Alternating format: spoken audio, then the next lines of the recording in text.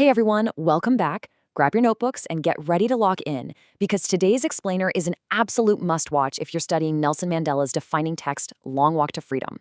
Okay, let's dive right into this. Our main goal today? We are going to master the absolute core themes of this incredible piece of history and completely bulletproof your exam revision.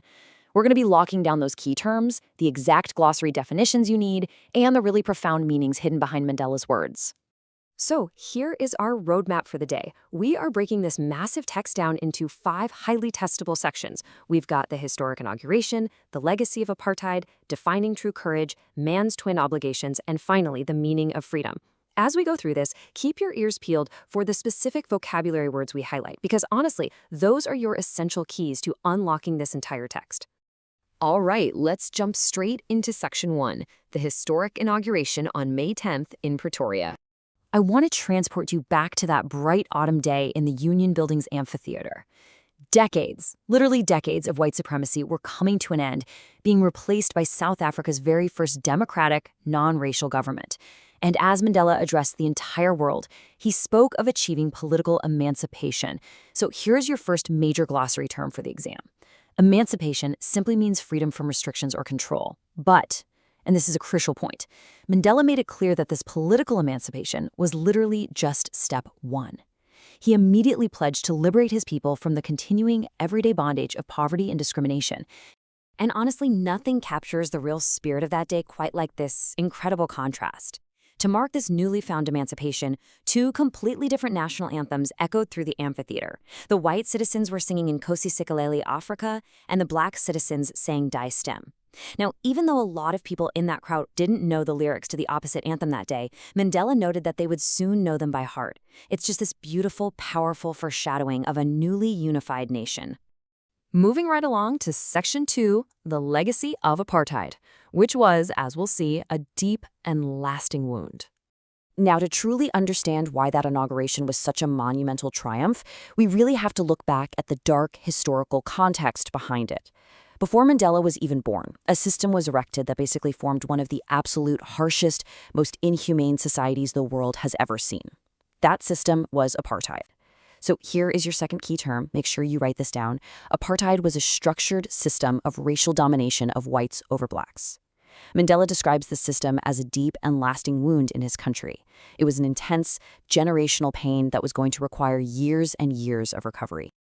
But history is full of wild paradoxes. Now, what's really interesting about this slide is that decades of brutal oppression actually had a completely unintended side effect.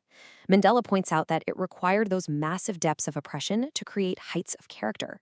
This brutal system unintentionally forged leaders of just unimaginable courage, men like Oliver Tambo, Walter Sisulu, Yusuf Dadadu, and Robert Sobukwe.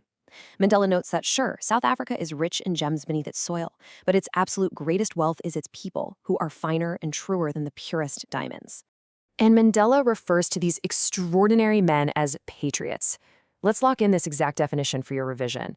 A patriot is a nationalist, someone who fiercely loves and defends their country and its people. On the actual day of his inauguration, Mandela felt this really deep pain that these patriots weren't there to see what their unimaginable sacrifices had built. He very humbly viewed himself as simply the sum of all those African patriots who had paved the way before him. Okay, let's shift gears to Section 3, defining true courage and what it actually means to conquer fear. When your exam asks how Mandela actually survived this inhumane system, the answer lies in how he redefines a very common, everyday word. Take close note of this, because it's a highly testable maxim. Mandela states, "I learned that courage is not the absence of fear, but the triumph over it." You see, watching his comrades withstand torture without breaking taught him that the truly brave man isn't the guy who doesn't feel fear. Fear is a completely natural human emotion. No, the brave man is the one who actively conquers that fear.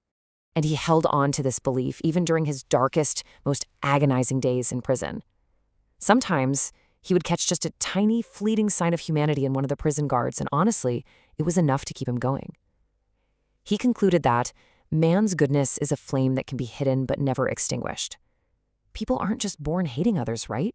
They learn to hate.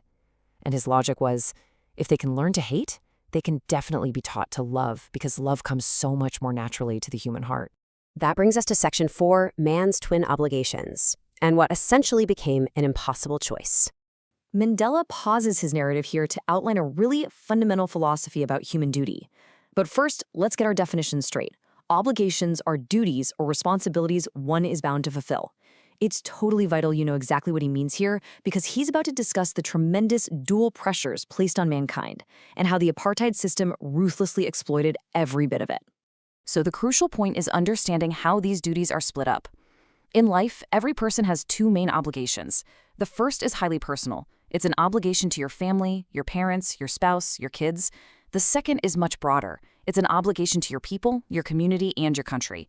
Visualizing these side by side like this makes them incredibly easy to memorize for the test. Now, in a normal society, a person can balance these two things, but South Africa was absolutely not a normal society. And this captures the absolute tragic reality of the text. For a man of color in South Africa, attempting to live as a human being and fulfill both of those obligations was literally impossible. If a man tried to fulfill his duty to his people, he was instantly ripped from his family and forced to live a life totally apart. This impossible choice is what transformed Mandela from a family-loving husband into a man without a home, and from a completely law-abiding lawyer into a criminal in the eyes of the state. All right, let's move into our fifth and final section, the meaning of freedom, and this concept of an evolving hunger. This is arguably the most complex theme of the entire text, how Mandela's central understanding of freedom drastically changed over the course of his life. Let's move through this and see how it builds. As a kid, he thought he was already free, free to run in the fields and swim in the stream. But as a student, he realized that was just an illusion. He just wanted temporary freedoms, like being able to stay out at night. As a young man, he longed for what he called honorable freedoms, like getting married and earning a living. Finally, realizing that his brothers and sisters were equally oppressed, he joined the ANC. And that's when that personal desire morphed into a massive, all-consuming hunger for the freedom of his entire people. And this realization crystallized into a core philosophy that you absolutely must remember for your essays: freedom is indivisible. Mandela realized he couldn't enjoy even his own poor, limited freedoms while his people were suffering. The chains on any one of his people were the chains on all of them, which ultimately meant those chains were on him too. Which leads us perfectly to Mandela's final, super profound revelation. We know the oppressed are robbed of their physical freedom, obviously. But what about the man who takes away that freedom? Mandela argues that an oppressor is actually just as enslaved. The oppressor is locked behind the bars of prejudice, a total prisoner of hatred and narrow-mindedness. His point is you aren't free if your freedom is taken away, for sure, but you are also not free if you are taking someone else's. Therefore, both the oppressor and the oppressed must be liberated. So what does this all mean for us? I want to leave you with a thought-provoking prompt that I think perfectly summarizes the heavy philosophical weight of Mandela's writing.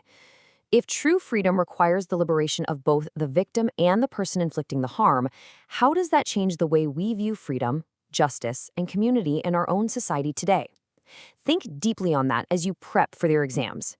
Thank you so much for joining me for this explainer, and keep learning.